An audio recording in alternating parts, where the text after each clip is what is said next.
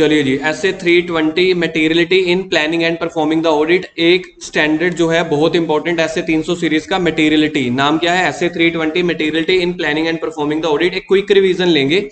Materiality क्या होती है? मटेरियलिटी हर वो चीज जहां से, अगर आप देखोगे नॉर्मली हम बोलते हैं इंपॉर्टेंट चीजें, उनको बोला जाता है मटेरियल। लेकिन अगर हम ऑडिटिंग या अकाउंटिंग की बात करते हैं तो वहां पे डेफिनेशन दी होती है कि अगर कोई आइटम ऐसी है, कोई अमाउंट ऐसी है जहां से यूजर्स का जो डिसीजन है वो अफेक्ट हो सकता है। जहां से यूजर कहेगा कि मुझे कंपनी में पैसा लगाना है या नहीं लगाना, डेटर कहेगा कि सॉरी हमारा क्रेडिटर कहेगा हमें क्रेडिट पे परचेज देनी है या नहीं देनी। तो कोई भी ऐसी अमाउंट, कोई भी ऐसी आइटम जहां से यूजर्स का, सामने वाले का डिसीजन इन्फ्लुएंस होता है, इफेक्ट होता है, उसको बोला जाता है मटेरियलिटी आइटम। तो जब ऑडिटर जो है ऑडिट करने जाएगा तो वो मटेरियलिटी को कंसीडर करके चलेगा। अब ये थोड़ी ना है कि मेरे पास 5000 बिल है, सारे के सारी चेक करूंगा मैं, कुछ एक परसेंटेज लगा दी सैंपलिंग के तौर पे मटेरियलिटी के हिसाब से। कि जैसे फॉर एग्जांपल कंपनी में नेट प्रॉफिट है 500, कंपनी में नेट प्रॉफिट है 50 लाख रुपए का, तो हमने एक परसेंटेज लगा दी, फॉर एग्जांपल 1%, तो 50 लाख का 1% होता है 50,000। तो मैं 50,000 को एक मटेरियल आइटम मानता हूं, तो इसको बोला जाता है मटेरियलिटी। तो ऑडिटर ने अपनी मटेरियलिटी लेवल चेक करके चलने। होता क्या है, जहां से यूजर्स का इकोनॉमिक डिसीजन इफेक्ट है, मटेरियलिटी एक इंपॉर्टेंट कंसिडरेशन है, उससे ही पता चल जाता है कि financial statement true and fair view है कि नहीं। मटेरियलिटी हमेशा प्रोफेशनल जजमेंट बेस रहेगी। किसी ने बोला 1% आइटम भी मटेरियल है, किसी ने बोला 10% भी मटेरियल नहीं है, तो हर ऑडिटर की अपनी प्रोफेशनल जजमेंट है। उससे वो प्रीलिमिनरी असेसमेंट करेगा रिलायबिलिटी की कि क्या क्या मटेरियलिटी की, कि क्या क्या चीजें मटेरियल हो सकती हैं, प्रीलिमिनरी असेसमेंट करेगा अकाउंट बैलेंस को लेके, क्लास ऑफ ट्रांजैक्शंस को लेके, कौन सी आइटम एग्जामिन करनी है, कौन सी आइटम में सैंपलिंग यूज करना है कि नहीं करना, लाइक एक जजमेंट है। और लास्ट पॉइंट में बोल रहे हैं जो मटेरियलिटी है, प्लानिंग करते टाइम कुछ और हो सकती है और लास्ट में कुछ हो सकती है। घर वालों ने आपका रिश्ता तय करवाया, फोटो देख के लगा लड़की कैसी है, बहुत बढ़िया जी, ओहो मजा आ रहा है, फिल्टर लगे हुए थे। जब लड़की सामने आई, देख दिखाई करने गए, जब वो आपको चाय पूछने लगी, आपने बोला ये तो मेरी बहन है। तो मतलब मटेरियलिटी प्लानिंग के टाइम पे कुछ और हो सकती है, और जब एक्चुअल में आप उस सिचुएशन को फेस करते हो, वो डॉक्यूमेंट्स आपके सामने आते हैं, तो मटेरियलिटी कुछ और हो सकती है।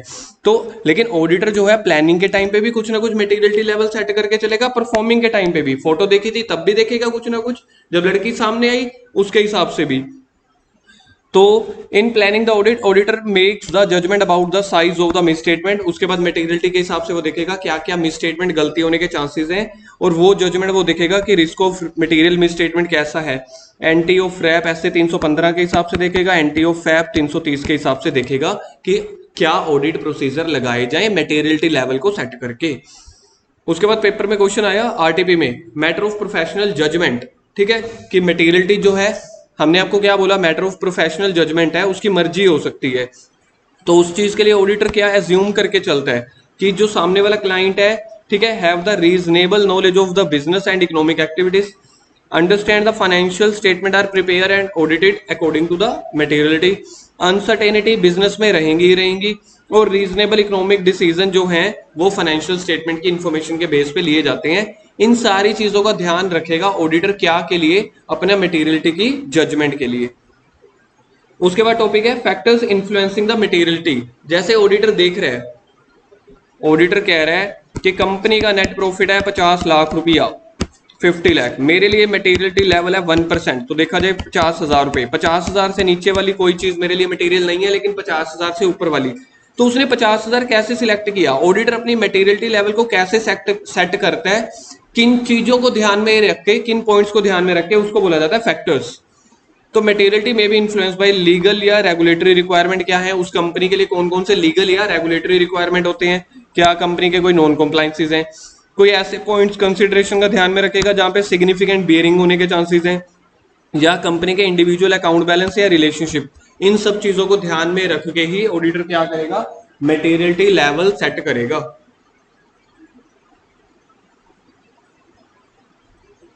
और ये फैक्टर जो है वो डिफरेंट लेवल ऑफ मटेरियल के लिए अलग अलग हो सकते हैं। उसके बाद है परफॉर्मेंस मटेरियलिटी। परफॉर्मेंस मटेरियलिटी को शॉर्ट फॉर्म में बोला जाता है पीएम। पीएम जो है वो लेस देन होता है एम। आप लोगों ने मटेरियलिटी लेवल अभी क्या सेट किया था, 50 लाख का 1% 50,000, लेकिन गलतियां होने के चांसेस कुछ और भी हो सकते हैं। तो आपने बोला 50,000 से कम वाली आइटम को मैं नहीं देखूंगा, तो इसको बोला जाता है मटेरियल। लेकिन एक होता है परफॉर्मेंस मटेरियल। तो जो ये 50% आया ना, आपने आगे इसका 60% लगा लिया, जैसे कि 30,000। तो जो तो अब आइटम्स हैं 30,000 से नीचे, कुछ आइटम्स हैं 30 से लेके 50,000 में, इसको बोला जाता है परफॉर्मेंस मटेरियलिटी। और 50,000 के ऊपर, जो 50,000 के ऊपर है उसको बोला जाता है मटेरियलिटी आइटम। इन वाली चीजों के ऊपर मैं बहुत ज्यादा ध्यान में रखूंगा क्योंकि ये मेरे लिए मटेरियल है, इंपॉर्टेंट है। ये आइटम्स ऐसी हैं परफॉर्मेंस मटेरियलिटी वाली जिनको मैं इग्नोर नहीं कर सकता। इसमें भी मटेरियल मिसस्टेटमेंट, कुछ अनडिटेक्टेड मिसस्टेटमेंट हो सकती है, कुछ अनकोरेक्टेड, तो इनके ऊपर भी मैंने अपना फोकस डालना है, मतलब कि बिल्कुल इग्नोर नहीं करना। ये वाली आइटम को आप लोग इग्नोर कर सकते हो क्योंकि ये आपका मटेरियलिटी लेवल से भी कम है और परफॉर्मेंस पीएम से भी कम है, लेकिन इसकी लैंग्वेज थोड़ी सी अजीब है। परफॉर्मेंस मटेरियलिटी क्या है? कोई आपने अमाउंट सेट कर दी, जैसे हमने क्वेश्चन में किया 30,000, लेस देन द मटेरियलिटी था हमारे पास 50,000 for the financial statement to reduce the appropriate level the probability. आपको एक प्रोबेबिलिटी को रिड्यूस करना है, मटेरियलिटी लेवल सेट करते हुए आपको ऐसी प्रोबेबिलिटी कम से कम रखनी है जिससे अनकोरेक्टेड या undetected misstatement exceed the materiality. यानी कि जो है, देखो आप अनकोरेक्टेड या अनडिटेक्टेड मिसस्टेटमेंट को पीएम बोल सकते हो, तो आपको पीएम इस हिसाब से रखना है कि वो मटेरियलिटी से कम हो। सर यहाँ पे क्या है? To reduce the probability, aggregate of uncorrected and undetected misstatement exceed the materiality. Materiality को एक्सीड ना कर जाए, ऐसी प्रोबेबिलिटी को कम रखना है। सिंपल शब्दों में ये है मतलब, PM should be less than M. उसके बाद है determine the materiality and performance materiality. तो कह रहे हैं जब आपने मटेरियलिटी डिसाइड करनी है ओवरऑल ऑडिट स्ट्रेटेजी करते हुए, जी हाँ करनी है। ऐसे ही आप लोगों ने परफॉर्मेंस मटेरियलिटी भी डिसाइड करनी है, जी हाँ करनी है। इस हिसाब से अपना एम और पीएम डिसाइड करना कि जो यूजर्स के इकोनॉमिक डिसीजन को अफेक्ट करे, उसके हिसाब से आप लोगों ने सेट करना है जी, ठीक है। उसके बाद अगला टॉपिक है बेटा revision of materiality level in audit progress. Materiality for FS as a whole और for particular class of transaction, account balance और डिस्क्लोजर में need to be revised if change in the circumstances. कह रहे हैं अगर circumstances change हो रहे हैं तो आपको एम भी चेंज करना पड़ सकता है, पीएम भी।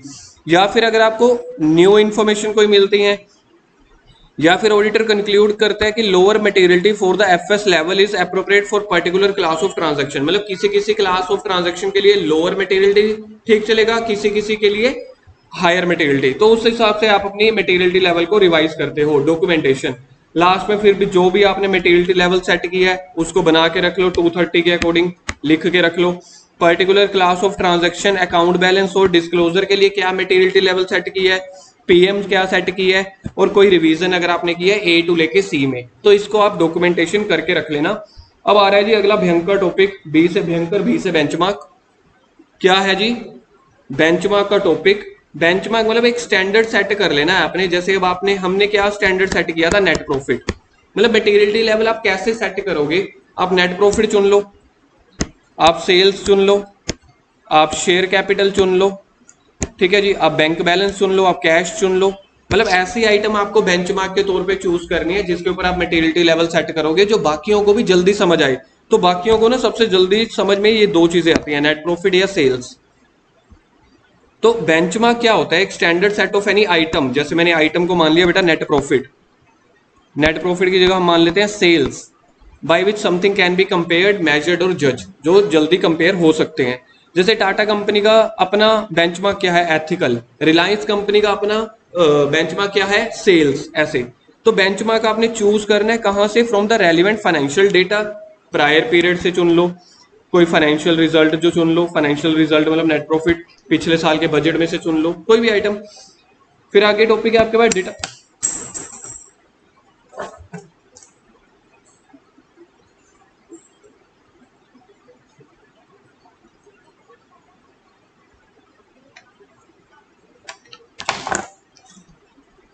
नेक्स्ट आपके पास टॉपिक है determine a percentage to be applied. फिर जो आपने बेंचमार्क चूज किया था जैसे सेल या नेट प्रॉफिट, उसके ऊपर परसेंटेज लगाना। जैसे हमने कितने परसेंटेज लगाया था? हमने लगाया था 1%। तो जो भी आप लोग अपनी जजमेंट चुनोगे ना, जो भी आप अपना बेंचमार्क चुनोगे उसके ऊपर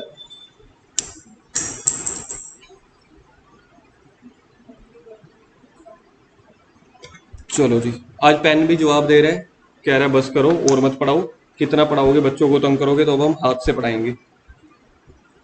ठीक है जी, तो आपको एक फाइनली एक परसेंटेज अप्लाई करनी है जो चूजन बेंचमार्क के ऊपर, जैसे कि टोटल एक्सपेंस, फॉर एग्जांपल इसमें देखो wages and salary should not be more than 25%। तो एक आपने परसेंटेज चुन ली कि मेरे टोटल खर्चों का ना जितने भी हैं 25% से ज्यादा नहीं होने चाहिए वेजेस वगैरह।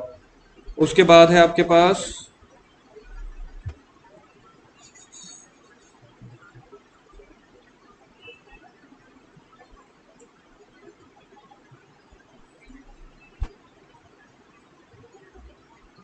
अगला टॉपिक आपके पास है जी use of benchmark in determine the materiality. बस खत्म है, खत्म बस। इधर देखो क्या लिखा हुआ है, this topic comes in every attempt, this topic comes in every attempt. जैसे जैसे चैप्टर खत्म होने लगा पेन ने भी जवाब दे दिया, पेन कह रहा बस करो जी, ऑडिट हमसे भी ज्यादा नहीं पड़ी जाती। तो बेंचमार्क चूज करते हुए आपने कौन कौन से फैक्टर्स का ध्यान में रखना है, हर बार पेपर में आता ही है। आप देख लो आरटीपी में है, एग्जाम में है, मेरे टाइम पे भी आया था, जब मैंने फर्स्ट टाइम पढ़ाना शुरू किया था तब भी आया था। कह रहे हैं जो आपने बेंचमार्क चूज करना है कि फिगर जो आपने प्रॉफिट की उठानी है, सेल की उठानी है, वो कैसे चूज करोगे। पहली बात तो ये है कि कोई फाइनेंशियल स्टेटमेंट का एलिमेंट होना चाहिए। यार एफएस की ऑडिट कर रहे हैं तो एफएस का एलिमेंट होना चाहिए, जैसे कोई एसेट ले लो, लाइबिलिटी ले लो, रेवेन्यू ले लो, हमने सेल ले लिया था। इस हिसाब से आइटम लेना कि जो यूजर्स की अटेंशन को भी मतलब उसको भी ध्यान में रख के चलना। कंपनी नेचर ऑफ एंटिटी आप लोगों ने ध्यान में रख के चलनी है कि कंपनी किस हिसाब से है, कंपनी का लाइफ साइकिल कैसे है, कंपनी का ओनरशिप स्ट्रक्चर कैसा है, रिलेटिव वोलेटिलिटी कंपनी, मतलब अगर आपने जो बेंचमार्क लिया है वो ये तो नहीं है बहुत ज्यादा ऊपर नीचे बड़ी जल्दी हो जाता होता है। तो ये सब चीजों का आपने ध्यान में रखना है। उससे क्या निकलेगा, आपका बेंचमार्क का टॉपिक क्लियर हो गया। ठीक है, ऐसे 320 इतना ही था, चैप्टर खत्म हो गया। आगे चलिए नेक्स्ट वीडियो में मिलते हैं अगले चैप्टर नंबर 3 पे जो भयंकर है। Okay bye bye, good luck, पढ़ लेना आप ध्यान से।